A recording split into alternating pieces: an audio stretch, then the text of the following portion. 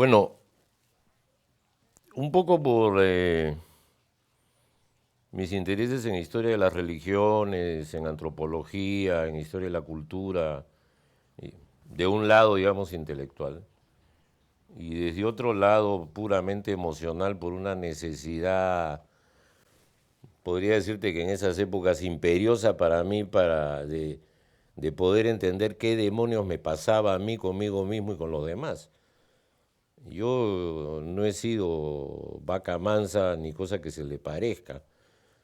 Yo vengo de una familia de mucha gente, soy el quinto de 12 y como bien me dijo mi viejo alguna vez, bueno, quien me ha sacado canas verdes en esta vida ha sido tú. Entonces empezó un interés de indagación y de búsqueda. Yo tenía 16 años más o menos y en casa de mi abuela paterna encontré en la biblioteca de mi abuelo que había muerto hace tiempo El malestar en la cultura en una traducción en castellano y me quedé impresionadísimo con lo que leí ahí y esto empezó a darme vueltas en la cabeza. Y bueno, fueron pasando los años, mi interés aumentó y empecé a buscar bibliografía y leía.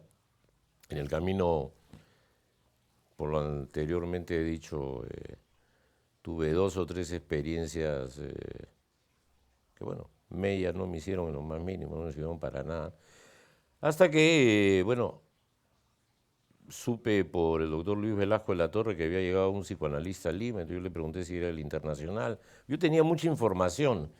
Yo había tratado en un momento de ir a Buenos Aires a formarme allá, pero yo no tenía los medios, etcétera, etcétera, ¿no? Entonces ahí fue que por ahí más o menos fui llegando hasta donde llegué y lo que pasa sí es que realmente para mí, más allá de la cuestión intelectual, de la cuestión teórica, etcétera, el tipo de explicaciones que pude empezar a encontrar acerca de mí mismo han sido bueno, el camino más directo, digamos, por el cual he llegado a esto, ¿no?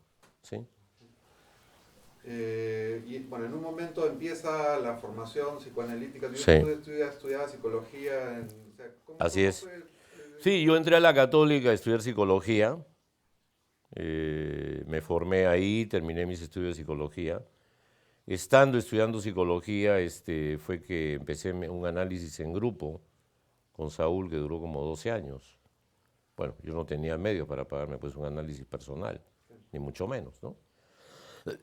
Y luego de esto, logramos con Lucho Herrera, por ejemplo, que Saúl viniera a enseñar a la universidad, ¿no? A la Católica, donde claro, cuando lo presentamos dijimos que era un psicoanalista para que enseñe teoría psicoanalítica, dijeron, pero qué horror, ¿qué va a ser un freudiano, un heredero de estos herejes acá, ¿no? Como yo tenía una buena amistad con el padre MacGregor, con el que era rector de la universidad, yo hablé con él. Y MacGregor, pues como buen jesuita, tipo de alto nivel intelectual, estuvo absoluto y totalmente de acuerdo, ¿no? Entonces, cuando terminé mi formación como psicólogo en la Católica, me dediqué a la enseñanza y en esa época Saúl me dijo un día que quería mandarme pacientes. Yo le dije, pero ¿yo qué entrenamiento tengo? Yo qué sé.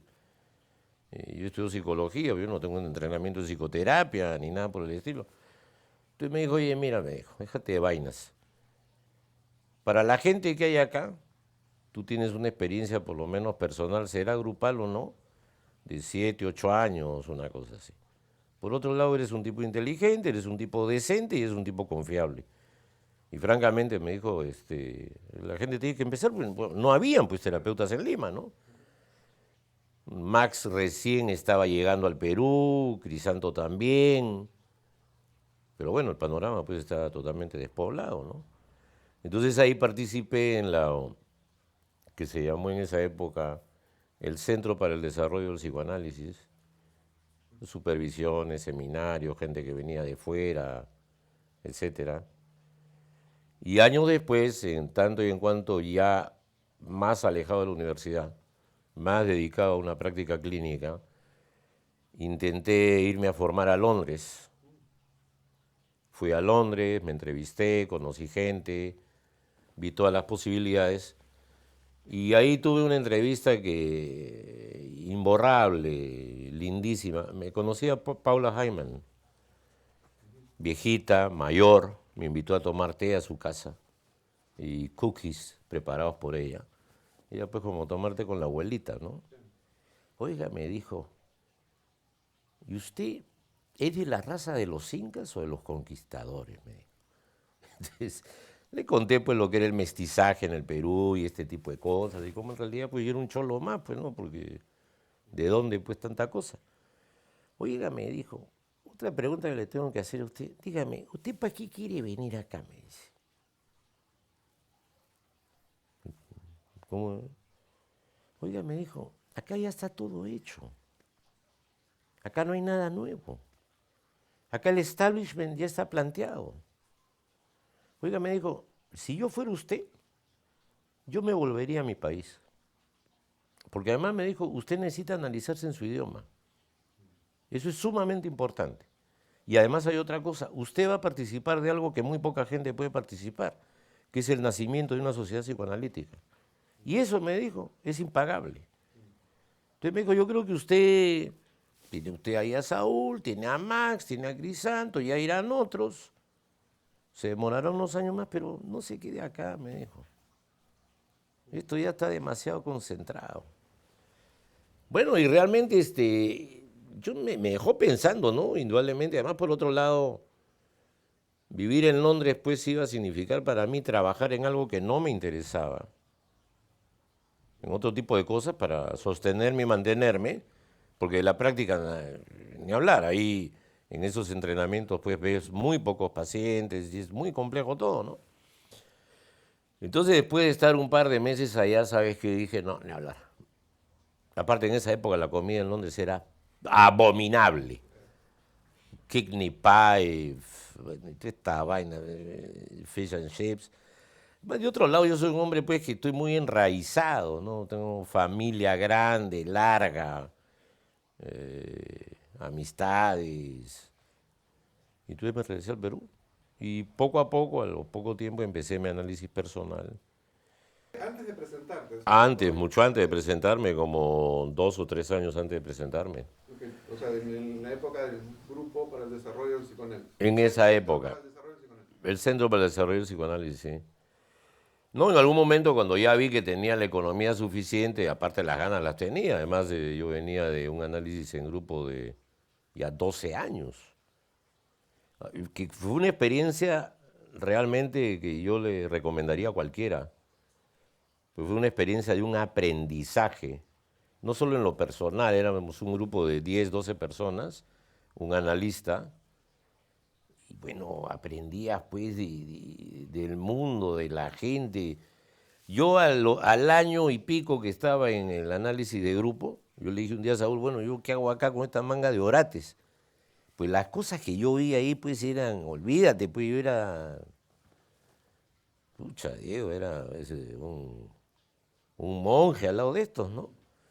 Entonces, bueno, me metieron una cuadrada de los demonios. Y otra anécdota que fue interesantísima fue un día pues en que había un paciente ahí que sacó una pistola. Sacó una Beretta de 9 milímetros y le jaló el gatillo, la rastreó. Yo estaba sentado acá había otra persona y estaba Saúl ahí, y este estaba al frente. Y de repente agarra así, mete la mano al bolsillo, saca el canutazo clan, clan, y se lo pasaba por la cara, se lo frotaba. Y yo me miro las manos, vi que así todos los pelos se me habían parado. Yo estaba aterrado y mirando dónde diablos me iba a tirar al suelo, a lo que fuera pues en la balacera, ¿no? Y Saúl seguía interpretando a una histérica, o tal por cual, tú desgraciado, miserable, que esto, que lo otro, en fin. Pero aquí el tema no era con él, ¿ya? Y entonces se voltea y le dice, ah, fulanito, ¿qué? ¿Ya te creció el pipí? Bueno, ciérrate la bragueta, pues, hijito. Y después agarró y guardó la pistola. Salimos del grupo y casi lo matamos, ¿ya? Lo masacramos, en fin. Pero bueno, entonces empecé mi análisis. En esa época ya Saúl no estaba en Álvarez Calderón, se había mudado a un consultorio en la Avenida del Golf, en un sitio muy lindo, en un estudio que era antiguo, todo forrado de madera, muy, muy bello. Y ahí empecé mi análisis. Y ahí empecé, bueno, lunes a viernes, 9 y 10 de la mañana, eran 50 minutos, que después pues le hemos restado 5, ¿no es cierto? Los analistas pues somos buenos vividores. Y bueno, y avanzando esto vino el primer grupo, el primer comité de sponsors. Estaba Plata Mujica, Teruel creo que era el otro, y no me acuerdo quién más. Entrevistaron a toda la gente que estábamos en el Centro para el Desarrollo del Psicoanálisis e ingresaron Mati, Pepe Cabrejos, ingresó también ¿cómo se llama? Juan Manuel, e ingresó Marco Heiler, fueron los 4. Y yo fui bochado, Álvaro también, por razones vaya uno a saber qué. Ahí no te informaban nada, pues in o out y chao, ¿no? Y al año siguiente vino otro grupo de sponsors, porque parece que con el primer grupo de sponsors hubo pues todo un conflicto difícil. Y en esas épocas, bueno, no era como el manejo de la sociedad hoy en día, eran unas conspiraciones, confabulaciones y pleitos, bueno, qué sé yo. De lo cual es un poco, pues nosotros los alumnos éramos, o los candidatos éramos como los conejillos de Indias, pues, o los cuy que están ahí asustados frente a estos mastines que se están peleando entre ellos, ¿no? Y resulta que vino un segundo grupo de sponsors, donde estaba Inga Villarreal y estaba este famoso psicoanalista uruguayo Baranger, Willy. Y yo fui entrevistado por ellos dos. No sé quién más había un tercero, pero no me acuerdo del nombre en este momento. La entrevista con Baranger fue una entrevista sentados en una habitación muy cómoda, muy linda en el country, donde me invitó cigarros, limonada, y al final me preguntó si no quería compartir un coñac con él. En una conversación de 2 horas y media, con un hombre encantador, brillante además, al cual además yo con toda tranquilidad le conté la historia de mi vida con pelos y señales. Digo, con lo que se debe decir y lo que no se debe decir. Pero para mí, bueno, pues o me tomaban como soy o que no me tomen, pues porque qué tanta cosa, ¿no? Y a los 2 días tenía mi entrevista con Inga Villarreal, que más dicho entre nosotros era pues una mujer atractivísima. ¿La conociste tú? Visto fotos. Una mujer, una holandesa alta, con un cuerpazo. Además que sabía lo que tenía. Y esta me entrevista en el segundo piso del Country Club, en una sala enorme, vacía, a donde lo único que había al medio de la sala eran 2 sillas, iguales. No había nada más. Entonces ella se sentó y me dijo que me siente. Y cuando me siento me doy cuenta de que sus rodillas estaban a 10 centímetros de las mías.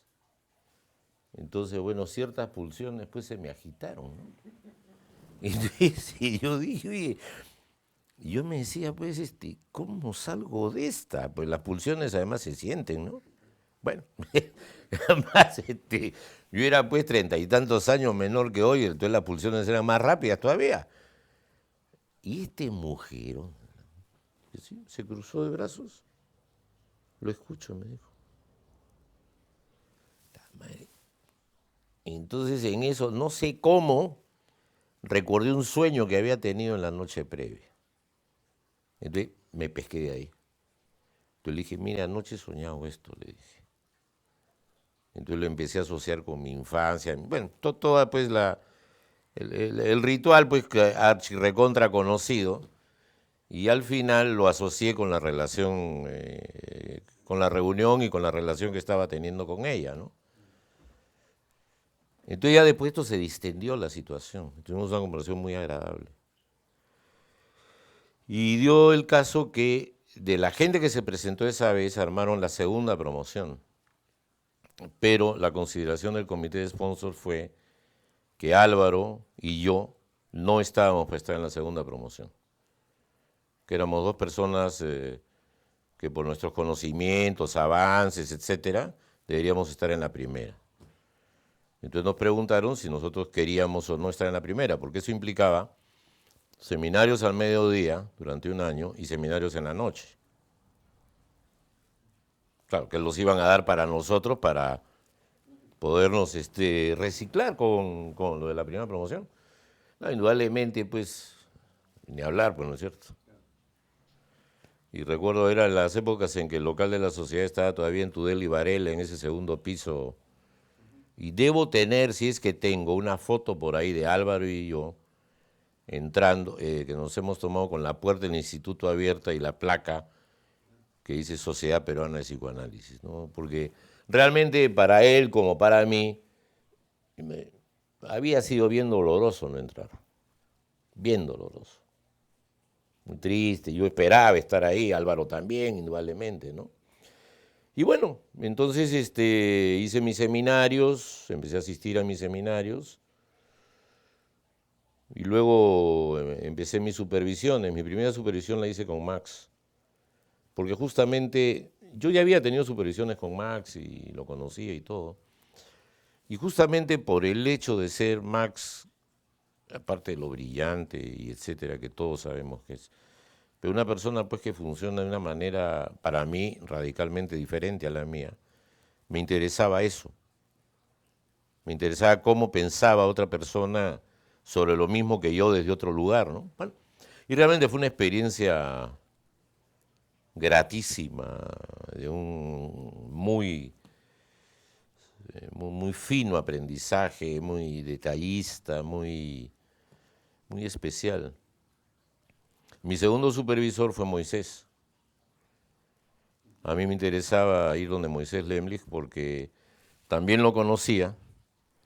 Entonces recuerdo que él, cuando le pedí que fuera mi supervisor, me dijo, pero tú sabes, me dijo, que yo soy un fregado y te voy a estar fregando todo el tiempo. Bueno, le dije, pero es que precisamente por eso me interesa, pues le dije. Pues si no fregaras, entonces ¿para qué sirves? Ya bestial, me dijo, empecemos, pues. Entonces le llevé un caso que estaba viendo. Un caso de una persona que hoy en día es analista en Buenos Aires, que yo analicé durante 5 o 6 años. Y él después se fue a Buenos Aires a vivir, hizo su entrenamiento allá, y es un connotado miembro de la APA. Y era un caso bien bravo, porque bueno, es de la gente pues que como yo, pues te haces analista porque eres loco, pues, ¿no? No porque te gustan los libros, pues. Pero además mucho acuerdo en el psicoanálisis. En fin. Entonces le llevé el caso a Moisés y le expliqué y todo lo demás. Entonces Moisés me dijo, pero este está loco, me dijo. Entonces le dije, sí, ¿por qué quiere? Le dije, que analice sanos. Me aburro, pues me gusta ver locos. Ya bestial, me dijo, vamos a trabajar. Y en un esquema pues radicalmente distinto del de Max, ¿no? Es todo el esquema anafreudiano, las líneas de desarrollo, las líneas de diagnóstico. Fue otro aprendizaje que ensamblaba perfectamente bien, ¿no? Y cuando me tocaba ver mi tercer caso, estos dos lo vi por 2 años cada uno, fui a buscar a Jaime Eresi. Jaime pues era un bioniano, caribeño, tropical, ¿no? Una rara avis, con una manera de pensar realmente muy sui generis, muy fina, muy divertido por otro lado, ¿no? Y estuve 1 año y medio con él. Me pasé el tiempo porque a mí, hasta casi 2 años estuve con él, porque en realidad, bueno, me parece bien que hayan estándares de tiempo por los cuales la gente se analiza, pero yo no creo que el tema está en cumplir con el estándar del tiempo. ¿Qué necesitas? Y yo necesitaba, porque igual fue con mi análisis. Yo los años de análisis ya los había cumplido en la formación absolutamente. Sin embargo, 2 o 3 años, 2 años antes con Saúl, más 5 de la formación, y yo me quedé 3 años más analizándome. Por mí. Porque la formalidad no era lo que me interesaba, ¿no? Entonces, de este ensamblaje, pues, entre mi análisis personal, Max, Moisés y Jaime Erezi, llegó un momento en que dije, bueno, ya, ahora tienes que parar esto. Me tomé un año para cerrar mi análisis, terminé mi análisis, y dije, bueno, ahora, chao supervisiones, chao esto, chao todo. Te encierras, ponte a trabajar y busca tu estilo propio, ¿no? O sigue elaborando consistentemente tu manera de ser y de trabajar. Y bueno, grosso modo esa ha sido la historia de mi formación, ¿no? ¿Tienes algún recuerdo, no sé, de la época de la formación? Usted por un tiempo tuviste clases en la mañana y en la noche. Sí. O sea, hemos escuchado historias ¿no? de lo difícil que era cuando llegaban los sponsors, de cómo todo el mundo se Pucha, alborotaba. que era terrible. ¿Te acuerdas algo de aquella? Era terrible, pues prácticamente el anuncio era, pues ahí vienen los 4 jinetes del apocalipsis, ¿ya? Sálvese quien pueda, pórtense todos muy bien y sean muy educados. Yo recuerdo haber recibido una requintada porque en no sé qué reunión me senté así con la pierna cruzada. Y me dijeron que eso era visto pues como un gesto de N. Ya, porque realmente el nivel de Parana, sí nuestra, pero ¿no? De nuestros fundadores era pues masiva, ¿ya?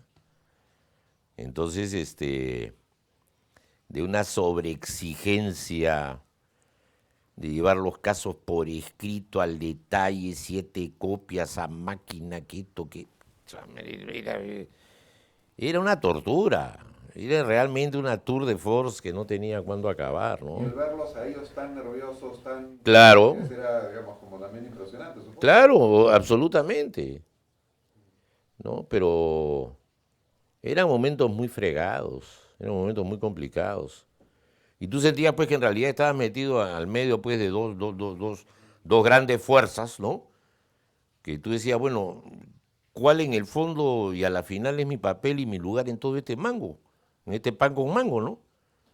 Pues, ¿a quién están supervisando estos? ¿A estos de acá? ¿O a través de nosotros, a nosotros?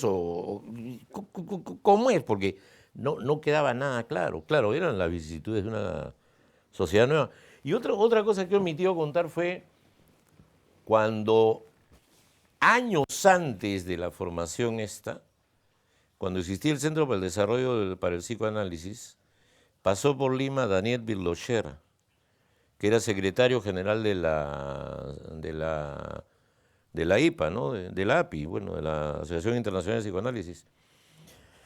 Y él vino y dio una clase magistral en la Casona de San Marcos. Fue una gran conferencia, brillante conferencia. Yo no me había graduado de psicólogo todavía. Había hecho el bachillerato, no había hecho la licenciatura. Y me dijeron, como tú no estés graduado, no vas. Tienes que estar graduado. Entonces me gradué, no sé, creo que en 6 meses hice tesis, caso y de toda la... pues yo no quería faltar a eso, pues. Y le hicimos una entrevista a Birlocher en el periódico, en que en algún momento eran preguntas muy generales, ¿no? Sobre cultura, psicoanálisis, en fin. En algún momento yo le hice un par de preguntas sobre el instinto de muerte y cosas por el estilo.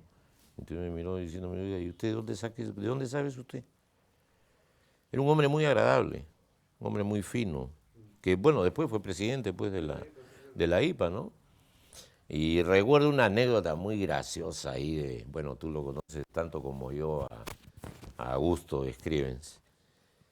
Había un fulano, Rubén, no me acuerdo qué, que era lacaniano.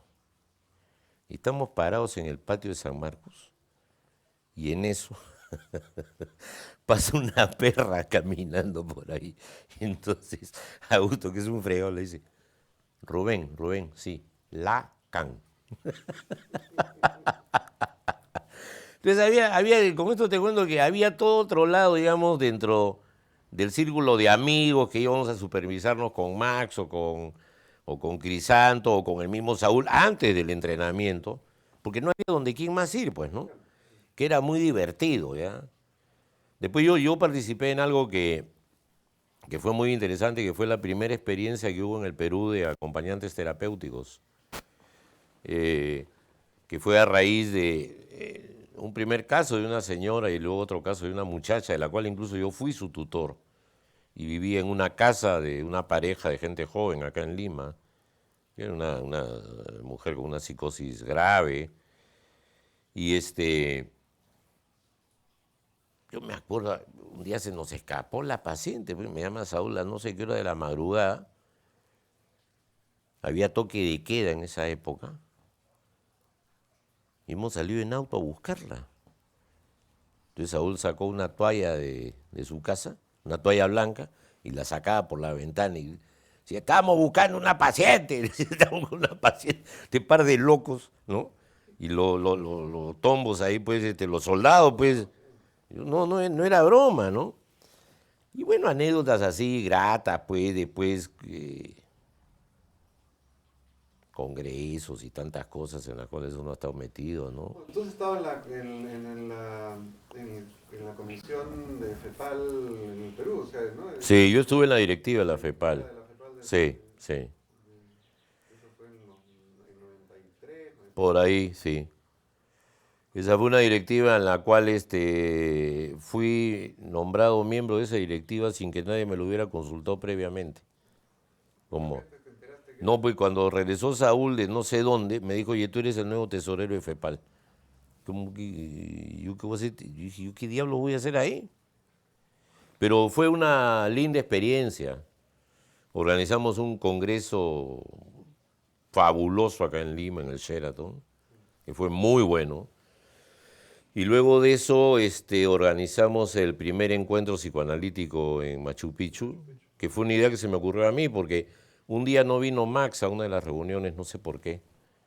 Entonces supe que Max se había ido a un congreso que hay en Delfos cada 2 o 4 años, en el templo del famoso oráculo, y a donde se reúnen pues gente del mundo psicoanalítico y cultural a discutir temas, ¿no? Entonces yo dije, bueno, ¿y por qué no podemos hacer lo mismo en Machu Picchu? No, que cómo, que entonces uno me dijo, bueno, ¿tú lo quieres hacer? Sí, yo quiero, bueno, hazlo pues, ocúpate. Y lo organizamos. Cerramos Machu Picchu 3, 4 días, ¿sí? Lo cerramos para nosotros. Sesionamos en las ruinas de Machu Picchu, en plena, y bueno, y estar ahí pues y pasearte de noche en las ruinas no había nadie. Habíamos ocupado todos los hoteles de Aguascalientes y el hotel de arriba, y seríamos unas 250 personas de todo el mundo. Es una pena que no se continúe, pero en fin. Pero la experiencia fue brillante. Y luego organizamos otro encuentro en el convento de Santo Domingo, al lado de Machu Picchu, al lado de lo de Machu Picchu, en el convento de Santo Domingo, en el Cusco, que fue una belleza también. Pues bueno, en ambientes así, pues armar un congreso ya, pues si no te inspiras ahí, ¿a dónde te inspiras, no? Y luego tuve por un tiempo un cargo en un comité para congresos de la Internacional. Ahí miré un poco lo que era pues la burocracia internacional y todo esto que a mí no me convenció mucho. En cambio en FEPAL sí pude hacer una buena tarea donde Echegoyen me apoyó mucho, porque la APA tenía una deuda años y no querían pagarla. Y de acuerdo a los estatutos, si tú no pagas, para afuera. Entonces empezamos a negociar con la APA, que ellos tenían que pagar. No había más remedio que ponerse al día, ¿no? Y lo logramos hacer y todo lo demás. Y bueno, después he estado también de tesorero en una directiva con Gilke Engelbrecht. Pero después de eso como que Mi interés por la vida institucional realmente ha ido decayendo mucho, ha decaído mucho. Yo no he querido ser miembro titular de la sociedad. No es un tema, digamos, pues que sostenible, digamos, por elementos racionales, ¿no? Es más una cosa personal, sin despreciar nada, sino simplemente pues ni me va ni me viene, no me interesa. Entonces, ¿para qué me voy a meter en lo que no me interesa? Yo no soy un tipo así. Si algo me apasiona, me meto de cabeza. Si no, no. Entonces, idem con la formación didáctica y todo esto, ¿no? Entonces, ¿por qué? Porque mi tiempo, aparte de ver pacientes, me gusta mucho la lectura, me gusta mucho oír música, hago mucho deporte, soy un bicicletero del ciclismo de montaña, al que le dedico pues 8 o 10 horas a la semana desde hace 30 y tantos años, ¿no? Quizá por eso pues todavía me siento menos mayor de lo que soy, ¿no? ¿Cómo ves el psicoanálisis actual, no sé, en el Perú, en el mundo? Esta idea de que el psicoanálisis está en crisis, ¿tú cómo te ubicas frente a esa... No sé, no la quiero calificar yo para... No, sí, te entiendo. Pues es una pregunta bien compleja, ¿no? Porque indudablemente, aunque suene absolutamente trivial, los tiempos han cambiado, pero eso sí, los tiempos han cambiado de una manera absoluta y radical. Quiero decir, los cambios en los últimos 30, 40 años, en el mundo de la cultura, de la civilización, de la vida social, familiar, laboral, etcétera, han sido brutales, ¿verdad? Yo no creo que en el siglo anterior o en el previo incluso se haya dado un corte tan profundo, ¿no? Una disrupción tan tremenda que ha generado pues cambios familiares, políticos, sociales, y que además nosotros lo vemos hasta incluso en las características de las patologías actuales, ¿no? Eso de un lado, ¿no? De otro lado, yo puedo entender perfectamente que el modelo psicoanalítico de N veces por semana para la gente común y corriente deviene cada vez en menos sostenible. No creo que sea solamente por un tema de costos, creo que también es por un tema de tiempos. La gente hoy en día trabaja mucho más horas de la que se trabajaba antes, pese a que todo todo el desarrollo tecnológico podría más bien hablar al revés, ¿no es cierto? Pero tiene el efecto exactamente contrario, ¿no? Estos ejecutivos, hombres o mujeres, que se manejan por internet y la website y el esto y el otro y toda la faramaya, resulta que trabajan mucho más que el que anteriormente escribía de puño y letra y sumaba pues con lápiz y papel. Es una paradoja, ¿no es verdad? Claro, tiene la otra enorme ventaja de todo lo que ha sido pues en el mundo comunicacional, el tiempo virtual versus el tiempo real, etcétera, etcétera, sí, aunque a la vez también veo, para mí por lo menos, trae las grandes desventajas, pues, ¿no? De que la prosa escrita, el sentido mismo del tiempo, ha cambiado, ¿no? Antes, pues, si tú te ibas de viaje, o yo, o quien fuera, de repente, pues, 5 días después sabías del otro, ¿no? Hoy, o sea, no has terminado de despedirte y ya estás recibiendo una comunicación, ¿no? Entonces, claro, ¿ah? Con cuánto hay. Ahora, ¿eso es bueno, eso es malo? Yo no soy quien lo va a responder. Digo, eso es lo que hay. Ahora, yo, por ejemplo, te diré de paso, yo soy un tipo que no uso celular. Y no lo uso por este tipo de cosas, porque me gusta que ese tiempo exista. Sé que me he inventado mi quimera, ¿no? Me he inventado mi lugar, lo reemplazo con grabadora acá en el teléfono y qué sé yo. Pero ya la otra, pues, que de repente estoy trepado en el camino de las antenas del morro solar y pi, empieza a sonar el celular, yo no quiero, no, ya no me freguen, ¿no? Entonces, pero volviendo al fondo de la pregunta, yo pienso sinceramente que como entrenamiento, como preparación, lo que da una formación analítica seria, bien llevada, bien hecha, etcétera, creo que no ha sido reemplazado por nada. Y veo muy difícil que se reemplace. Es decir, tendríamos que encontrarnos nuevamente con un lugar y un nivel de una comprensión del fenómeno humano que no veo de dónde vaya a salir, por lo menos hasta ahora. Sí veo con claridad que desde la línea de pensamiento de Freud hasta los autores más actuales, pasando por todas las variables, la contribución psicoanalítica pues es absolutamente cardinal, ¿no? Y en ello lo fundamental para mí es la noción de inconsciente, en primer lugar, y luego, bueno, claro, Eros y Tánatos, ¿no? Y de ahí empezaremos a discutir muchas otras cosas. Ahora, remedios psicoanalíticos, ¿no? Tipo, no hablo de la psicoterapia psicoanalítica, que es un tipo de aplicación totalmente, creo yo, importante, útil, válida, que además la practicamos, los analistas la usamos, ¿no? Son maneras de abordaje. Yo no creo que el psicoanálisis deba ser aplicado de estilo Biblia.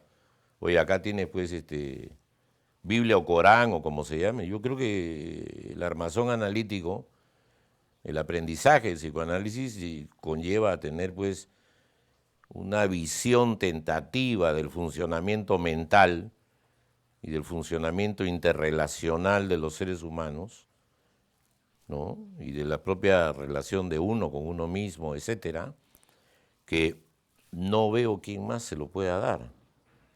Ahora, versiones como esto que ha aparecido, que está tan en boga ahora, esto que le llaman coaching, a mí, francamente, me parece lamentable. En el fondo, coaching no es otra cosa que aconsejamiento. Haga usted, no haga usted, diga usted, no diga usted. Yo creo que eso es realmente algo que desvirtúa en absoluto valores sobre los cuales yo tengo una alta estima, ¿no? Como son libre albedrío, responsabilidad, ¿no? Hacerse cargo de, etcétera, etcétera, ¿no? Entonces, claro, muy probablemente el tema crítico del análisis, cómo adecuas tú algo que a su vez también se ha estado adecuando en los años, desde que Freud en Viena empezó con sus escritos y estudios y análisis, porque finalmente el análisis se ha ido adecuando con los tiempos. Y ha habido momentos en que, por ejemplo, por decir un momento cúspide en la Segunda Guerra Mundial, el uso de la teoría psicoanalítica para el auxilio de niños, sobre todo en la Gran Bretaña, fue crucial. Y hasta hoy en día tú lo ves en una serie de organizaciones, ya no solo en Inglaterra, a lo largo del mundo, incluso en el Perú, en que si no hubiera toda esa franja de pensamiento analítico, un montón de cosas acá no serían posibles, no se habrían dado. Y no solamente en instituciones de ayuda, en general de investigación, por ejemplo, de comprensión de la historia, ¿no? Y el psicoanálisis, pues, no es un lugar más de la cultura. Es hoy por hoy, creo yo, una de las bases fundamentales de la cultura actual. Y que creo que algo sumamente importante que tiene es que va en absoluta contracorriente a esta cosa hoy así llamada posmoderna, en que digamos todo es banal, y todo es banal, pues todo es transitorio, todo es, como dicen, o sea, nada. Porque es una frase pues, que tú escuchas mucho, ¿no? Entonces, yo no sé, por eso si tanto hablar de una crisis como tal, si la crisis es del propio análisis o si la crisis es más bien la macrocrisis de la cultura, que indudablemente va a tener que tocarnos de alguna forma u otra. Ahora, yo sí creo que es muy valioso que se plantee como una crisis del psicoanálisis también para repensarlo. Eso sí creo que es muy importante. Porque si hay algo que yo admiré profundamente en Freud, y que tú lo ves cuando tú lees sus libros históricamente, cronológicamente, es la capacidad de este hombre, ¿no?, de corregirse diciendo que fui equivocado al afirmar A, B o C. Y hoy digo, esto sale y va por acá. Eso es crucial. Si no tenemos eso, entonces no tenemos una mentalidad analítica, pues, ¿no? Eso es lo que te podría decir. ¿Y te parece que sí tenemos eso? O sea, que de alguna manera u otra el movimiento psicoanalítico mundial ha ido evolucionando, Sí, adaptándose a los tiempos, pero sí, dando nuevas, sin traicionar la esencia. exactamente, sí lo creo, sí lo creo. No, yo sí lo pienso. Ahora hay cosas, bueno, ya quizás más de detalle, ¿no? Cuando me entero, por ejemplo, que entiendo que en la China pasa mucho esto, hay mucho chino que se analiza vía Skype. Yo tengo mis serias reservas con ese tipo de cosas. No, no digo que esté mal, porque no soy nadie para decir que esté mal o que esté bien. Tengo mis reservas, porque yo creo que hay una cosa que en el análisis es fundamental, que es el dato presencial. Yo puedo entender que el teléfono, el Skype, etcétera, en situaciones de emergencia, bla, bla, bla, vale. Pero reemplazar eso por lo que es la presencia real, echado en el diván el paciente y el analista atrás, o cara a cara, o como fuere, no entiendo cómo se pueda reemplazar lo uno por lo otro. La presencia del otro, para cada uno de los dos que están en la díada, no hay manera. Pues. Hay una parte, sí, el psicoanálisis son palabras, ya, ok, pero no son solamente palabras. ¿Cuántas cosas hay que tú mismo o yo nunca las hemos oído por acá? Nunca, ¿no? Entonces, ahí hay cosas pues que hay mucha tela que cortar y muchas cosas que discutir, ¿no? Sí.